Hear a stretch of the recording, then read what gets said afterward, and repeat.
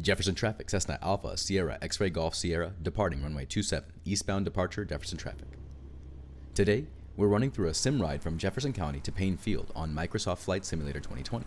We'll cover departure, radio calls in the pattern, cruise, comms at a towered airport, and I'll give you a few tips for how to improve your landings at the end. We'll do a deeper dive on landings in the next few weeks.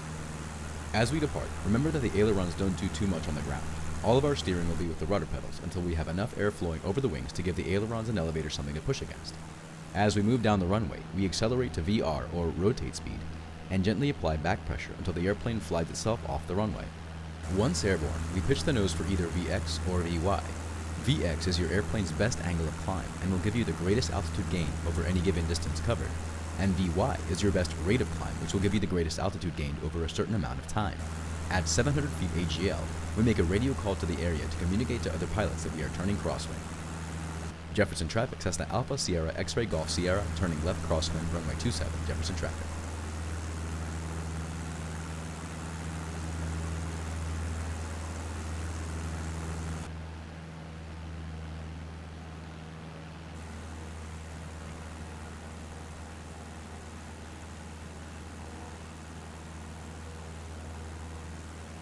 We keep our head on a swivel and make another call for the downwind leg. Jefferson traffic, Cessna Alpha Sierra, X-Ray Golf Sierra, turning left downwind, runway 27. Our destination is to the east. Normally, we would bug our heading, but because this aircraft doesn't have a heading bug, we simply make a note of it on our kneeboard. Things to keep in mind. Before we depart, we ensure that the following documents are on board. ARROW. ARROW stands for Airworthiness Certificate. Registration. Radio station license for international flights. Operating limitations, and weight and balance documents. We use a checklist to make sure the airplane is airworthy, and we do the same for the pilot using the I'm Safe checklist. I'm Safe stands for illness. Am I feeling under the weather today? If I am, I will consider postponing the flight. Medication. Did I take any medication that could adversely affect the outcome of the flight? Keep in mind that medication might affect you differently at higher altitudes. Check the FAA's website for a list of drugs to avoid while flying. Stress. Am I feeling pressure from work? Am I going through painful emotional times at the moment? Should I maybe consider taking a break from flying until I'm in a better emotional state? Alcohol. 8 hours bottle to throttle, bare minimum. If you think drinking and driving is bad, consider how terribly things can go if you drink and fly. Fatigue.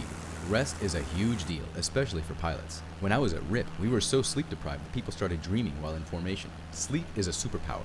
Get your rest and you'll be in better shape to fly. Eating. Get some good chow before your flight, but don't overeat and cause stomach problems in a plane without a restroom. Next, we have the Pave Checklist. Pave stands for Pilot. Is the pilot airworthy? Aircraft. Is the aircraft airworthy? Use the checklist from the POH. Environment. What is the weather doing? Are we setting ourselves up for success today? And external pressures. Do we have get there itis? Are we feeling pressure to complete a flight under unsafe conditions? Before departing, we must give our passengers a safety brief. Safety stands for seatbelts, how and when to use them. Air, how to adjust air nozzles and get comfortable in the aircraft. Fire, where is the fire extinguisher? Emergency, what to do in the event of an emergency, what equipment do we have aboard, and what the ELT is. Talking and traffic, we want to maintain a sterile cockpit. That means we only talk about things pertinent to the current flight when the aircraft is in motion. If you have questions about lunch or you want to talk about your pet goldfish, hold on to that thought until you're on the ground. Also, I like to let my passengers know that they are no longer passengers and are hereby promoted to flight crew.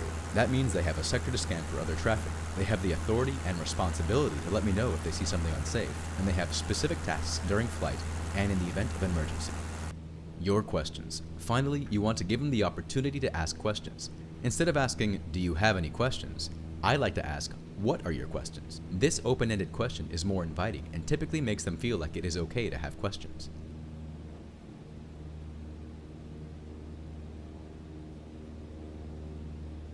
As we climb up to altitude, we use pitch, power, and trim together to maintain positive control of the aircraft. Newer pilots tend to neglect the trim tab. You can tell an experienced pilot because they will set the controls for a particular attitude, trim the control pressures off, and fly hands off. With your hands off the controls, you are able to focus on more important tasks in the cockpit, like changing radio frequencies, contacting ATC, changing squawk codes, and mentally preparing for the next phase of flight.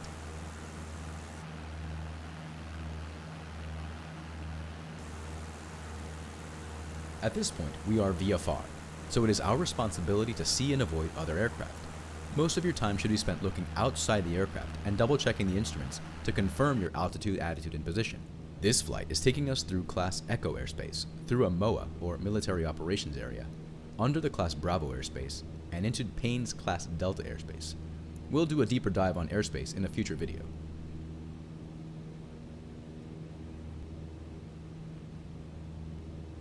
Keep in mind, you should always be anticipating an engine failure. Look around for a good place to land if you can't make it to your intended destination. It's a smart practice to avoid prolonged, unnecessary flight over large bodies of water, in case you need to glide down to a grass field.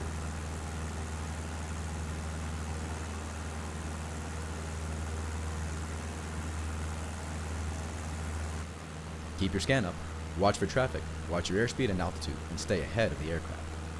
Before we land, if you're having a good time, hit that subscribe button to fly in my wing.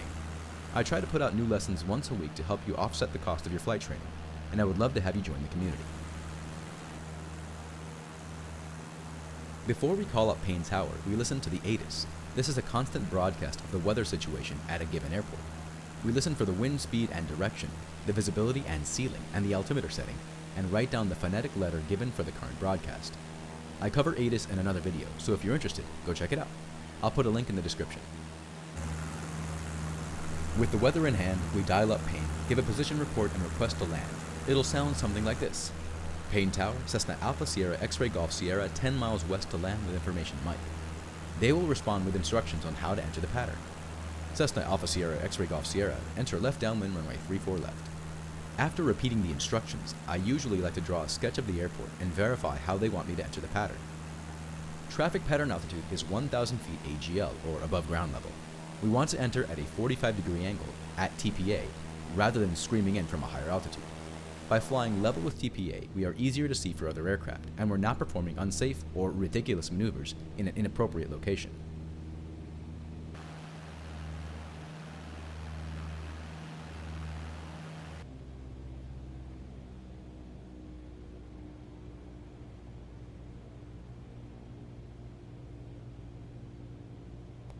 The downwind leg is a good time to run through our pre-landing checks as we wait and listen for clearance to land.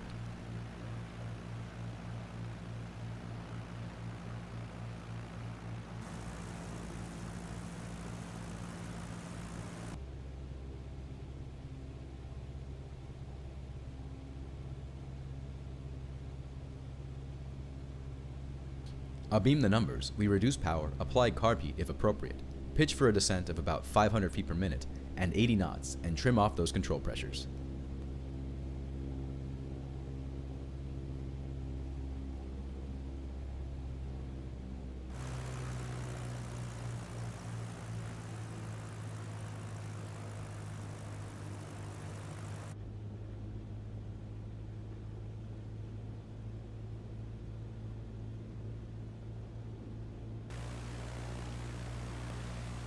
We descend to 700 feet AGL and execute a smooth, coordinated turn to base. Pop quiz. What makes an airplane turn? Answer in the comments to flex your knowledge.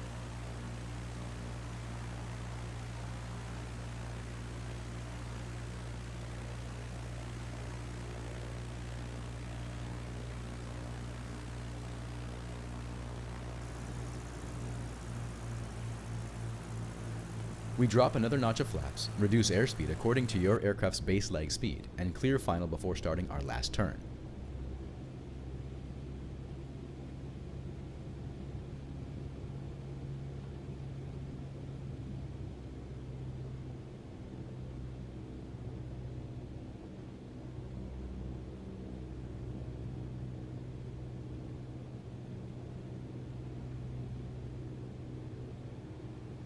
We want to roll out on Glideslope. The PAPI, or Precision Approach Path Indicator, should indicate 2 red and 2 white lights. If you see more red than white, you're low, and if you see more white than red, you are too high. Keep an eye on your airspeed and use the rudder pedals to maintain centerline. Remember that the Cessna is not a space shuttle, so we don't want to flare lag with. We transition into slow flight down the runway, managing our rate of descent and airspeed until the aircraft is ready to settle onto the pavement.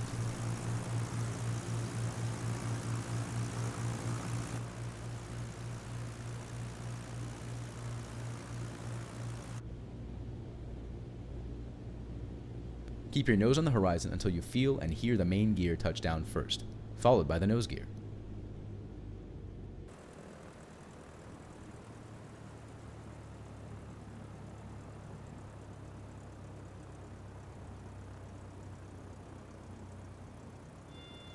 Ignore the impulse to raise flaps and make changes as you slow down to taxi speed. You'll have plenty of time to do that once you are off the runway. I have heard of pilots accidentally raising the landing gear instead of the flaps, leading to a lot of bent metal and severe headaches. If you had a good time, subscribe. If you want some more help earning your wings, check out my book Skyhawk Pilot on Amazon Kindle Unlimited, and let me know what kind of videos you want to see down in the comments. Thanks again for flying with me. See ya!